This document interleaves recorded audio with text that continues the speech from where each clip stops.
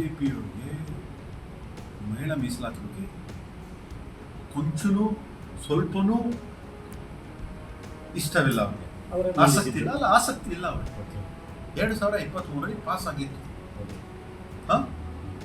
ಜನವರಿಯಿಂದ ಮಾರ್ಚ್ ಅಂತ್ಯವರೆಗೆ ಅಧಿವೇಶನ ನಡೆದಿದೆ.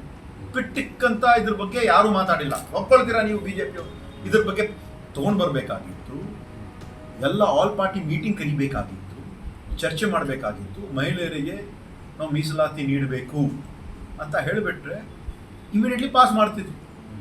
ಚುನಾವಣೆ ಇದ್ದಿದ್ದು 23ನೇ ತಾರೀಕಿಗೆ ತಮಿಳುನಾಡು, 29ನೇ ತಾರೀಕಿಗೆ ವೆಸ್ಟ್ ಬೆಂಗಾಲಲ್ಲಿ, 2 ದಿವಸ 16ನೇ ತಾರೀಕಿಗೆ ಮಾಡಬೇಕಂದ್ರೆ 13ನೇ ತಾರೀಕಿಗೆ ಒಂದು ಆರ್ಡರ್ ಇಶ್ಯೂ ಮಾಡ್ತಾರೆ, ಅವರು ಸೂಚನೆ ಕೊಡ್ತಾರೆ, ಮೀಸಲಾತಿ ಮಾಡ್ತೀವಿ.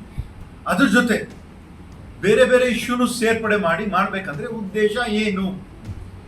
ನಮ್ಮ ಲೋಕಸಭಾದಲ್ಲಿ ನಮ್ಮ ನಾಯಕರಾಗಿರುವಂಥ ಗಾಂಧಿ ಅವರು ಸ್ಪಷ್ಟವಾಗಿ ಹೇಳಿದ್ದಾರೆ, ನಾಳೆ ಬೆಳಗ್ಗೆ ಮಹಿಳಾ ಮೀಸಲಾತಿ ಬಗ್ಗೆ ನೀವು ತಗೊಂಡು ಬರ್ರಿ, ಇದು ಬೇರೆ ಬೇರೆ ವಿಷಯಗಳ ಬಿಟ್ಬಿಟ್ರೆ ನಾವು ಎಲ್ಲರೂ ಪಾಸ್ ಮಾಡ್ತೀವಿ ಅಂತ ಹೇಳಿದ್ದಾರೆ.